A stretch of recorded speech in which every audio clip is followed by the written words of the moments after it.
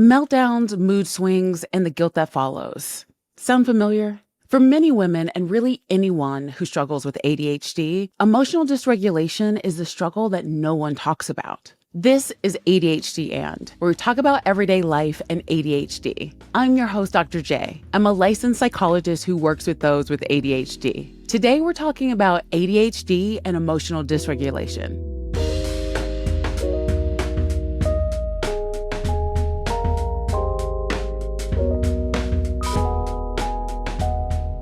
When your brain struggles to filter distractions, it also struggles to filter feelings, making little things feel very, very big, and not in the cute Tom Hanks dancing on a piano rug kind of way.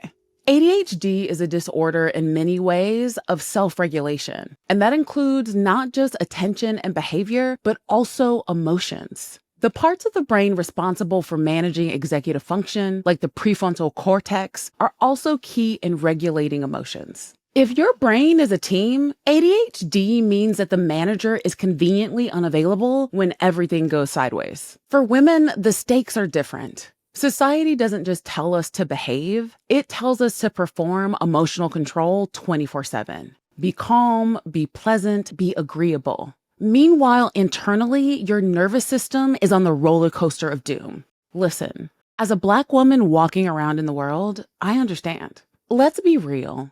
Emotionality in women is policed like it's a national security threat. The number of times I've caught a stray simply because I raised my hand and said I have an opinion, well, at least it's my lived experience and my proof of this. We get labeled too sensitive when we react, irrational when we express anger, hysterical when we cry, and unstable when we experience mood swings. If a man slams a door, he's passionate. If a woman with ADHD cries because she's overstimulated, she's considered to be unstable. Do you see the double standard? And we're called quote unquote crazy when we call out any of the above. To be clear, men have their own struggles that shouldn't be discounted. But this struggle that I'm mentioning is specific to certain marginalized identities. With women, nearly every emotion can be skewed as negative. I have a female friend who was bullied because she was quote unquote too cheerful. Men primarily get backlash when they show emotions that are deemed feminine. So if they're emotionally vulnerable, they receive rejection, which sucks because seriously, we're rejecting someone because they're having a full emotional experience. However, even that is a slap in the face of women because it means that there's a negative connotation to anything deemed feminine.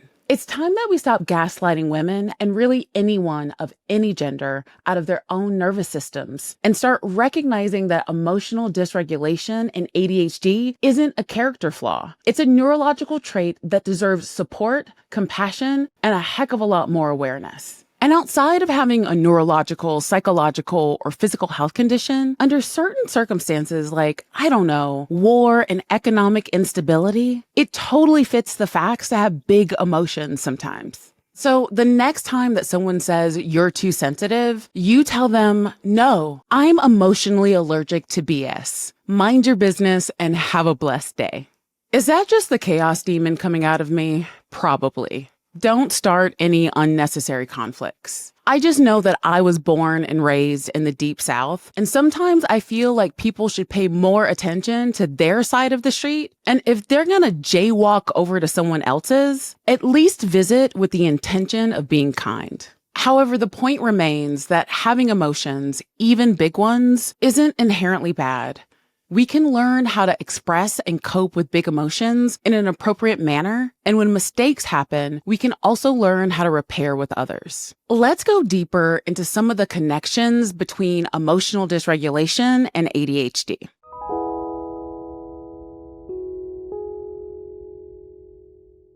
Number one is impairments in executive functioning. Emotion regulation requires a set of cognitive processes known as executive functions. This includes working memory, inhibition, and cognitive flexibility, which are consistently impaired in ADHD. Working memory allows people to hold emotional experiences in mind and reflect on them rather than reacting impulsively. Inhibitory control helps to suppress immediate emotional reactions in favor of more appropriate responses. Cognitive flexibility enables individuals to reframe situations and shift emotional responses. When these functions are compromised, as they often are in ADHD, people struggle to pause, reflect, or adapt to emotional experiences effectively. Number 2 is heightened emotional reactivity. People with ADHD often experience more intense emotional responses to stimuli. This is true for both positive or negative experiences. This is partly due to differences in neural sensitivity in areas such as the amygdala and prefrontal cortex, which are central to emotional arousal and regulation. These folks may overreact to mild criticism, struggle to let go of frustrations, and feel emotions more quickly and more intensely than neurotypical individuals. This heightened reactivity coupled with impulsivity creates a recipe for emotional outbursts, mood swings, and interpersonal conflict. Number 3 is low frustration tolerance and rejection sensitivity. Many individuals with ADHD exhibit low frustration tolerance, meaning they struggle with delays, mistakes, or perceived failures. This intolerance can lead to meltdowns or emotional shutdowns, particularly in challenging environments like school or work.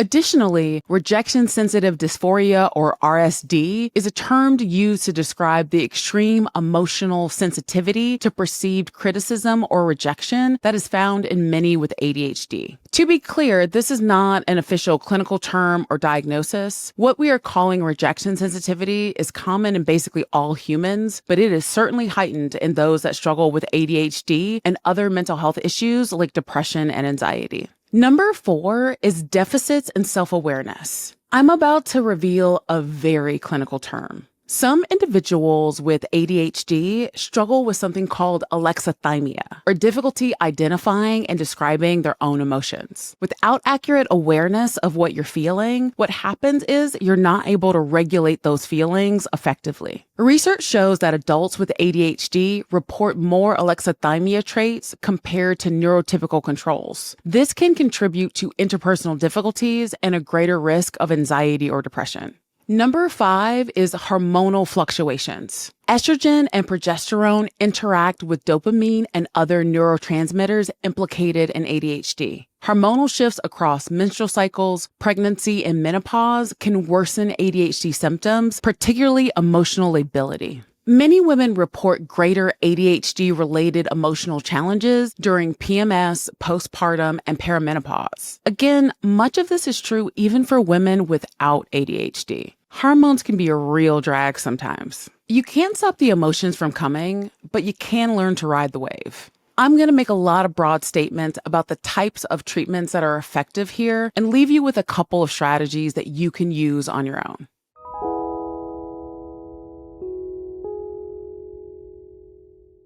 When we look at research and what treatments have broad evidence support for helping with ADHD and emotional regulation, the number 1 is cognitive behavioral therapy, or CBT. CBT is one of the most well-established treatments for emotional dysregulation in ADHD. It helps individuals to identify and challenge unhelpful thought patterns that often drive emotional overreactions. CBT improves both ADHD's core symptoms and emotional regulation, especially in adults. Number 2 is dialectical behavior therapy, or DBT. Though originally developed for borderline personality disorder, DBT has been adapted for ADHD, especially for managing intense emotions. There are lots of core DBT skills that help. The first is distress tolerance, which is basically how to cope when you're in a crisis or you're triggered. Also in DBT, there's an entire module called emotional regulation, which is all about learning how to identify emotions, increase positive emotions, and reduce unwanted emotions. There's also a module on mindfulness, and I'll say more about the benefits of mindfulness in a second.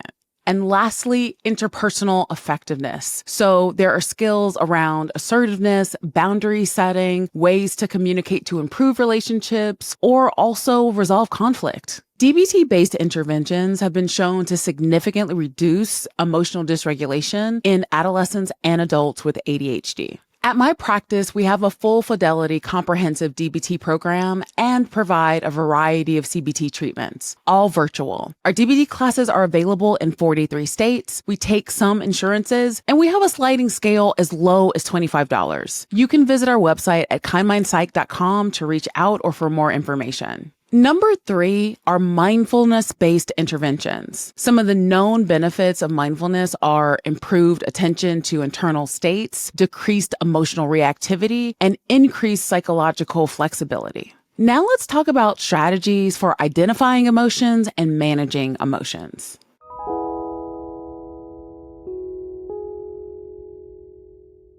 Number 1 is name it to tame it. This refers to emotional labeling. Putting words to your feelings activates the prefrontal cortex, which helps to downregulate the amygdala. So let's talk about how do you do that. What you want to do is use a simple emotion word list or even a feelings wheel to help you identify a label that matches your experience. You really want to go beyond mad, sad, or fine and look for nuanced descriptions. So for example, disappointed versus despondent, or annoyed versus enraged. You notice how when Banner goes into the Hulk, he goes from this thoughtful, dynamic scientist to basically Hulk smash. Well, when you don't have words for your experience, that's essentially you.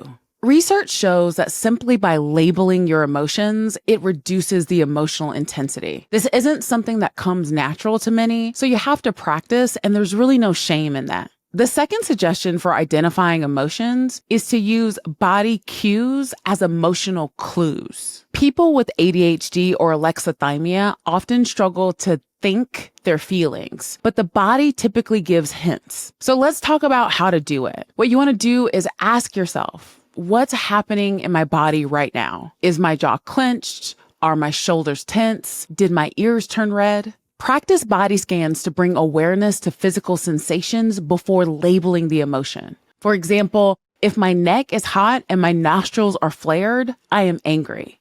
If I have a flutter in my stomach and my mouth is dry, it means that I'm nervous. Let me tell you a little bit about why this works. Emotions are somatic. They show up as an increased heart rate, shallow breathing, or tension in the body, etc. This can be a backdoor into emotional awareness. Now let's switch to managing emotions. This is straight from DBT's distress tolerance, and it's called the TIP skill. TIP is a DBT acronym for fast-acting physiological regulation, ideal for moments of emotional flooding. The T stands for temperature. Temperature is a great way for bringing down emotionality quickly. One of the main ways that we do this is by filling our sink or a bowl with cold water, bending over, and placing your face in the water for 30 seconds. This works because we're mammals and we have a mammalian diving complex. So anytime we dive into deep cold water, our body automatically brings down our heart rate and respiration rate. Guess what's shooting through the roof when you're emotionally dysregulated? Both of those things. So for people, this action lowers blood pressure drastically and rapidly. So if you have any heart conditions, you may want to speak with a medical professional before trying this. The I is for intense exercise. This could be 20 jumping jacks, a brisk walk, or running up a few flights of stairs. It all works. I had a patient who struggled with anger, and one of the strategies that we used is that they would walk briskly up the 6 flights of stairs in their building. And this typically took the edge off of any intense anger that they felt. After using the strategy, they had enough space to utilize other strategies to work through their feelings based on the catalyst for their anger in that moment. The first P, and yes, there's 2 of them, and TIP is paced breathing. So this is where you basically breathe out longer than you breathe in. There's lots of strategies for this. I personally use straw breathing on a regular basis. This is basically where you breathe in, fill up your lungs, purse your lips, and blow out like you're blowing through a straw. I find it really helpful and soothing for my nervous system. The second P is for progressive muscle relaxation, or PMR. This is essentially where you tense and release various muscle groups to help regulate your emotions. You can find a lot of breathing and PMR meditations online. If you've been navigating the emotional roller coaster of ADHD, feeling things deeply, reacting before you mean to, or struggling to explain what's happening inside of you, you're not alone in this. And your emotions, no matter how intense, are not a flaw. They're signals asking for care, understanding, and support. Listen to the signal. Be curious about it. The greatest mystery in the universe is inside of you. Seek out those answers and use what you find to help you live a more grounded and connected life. Emotion regulation is a skill, not a personality trait. It's something that can be learned, strengthened, and improved with the right tools, compassion, and guidance. With patience, practice, and reclaiming your own narrative, you're going to be just fine. That's it for this episode of ADHD And. As always, thank you so much for tuning in. I love seeing your comments and I appreciate you all so much. If you loved today's episode, be sure to check out our episode on ADHD and the anxiety spiral, where I explain common ways anxiety can show up in women and give helpful strategies on how to manage. This show is brought to you by Understood.org, a nonprofit organization dedicated to empowering people with learning and thinking differences, like ADHD and dyslexia. Learn more at Understood.org.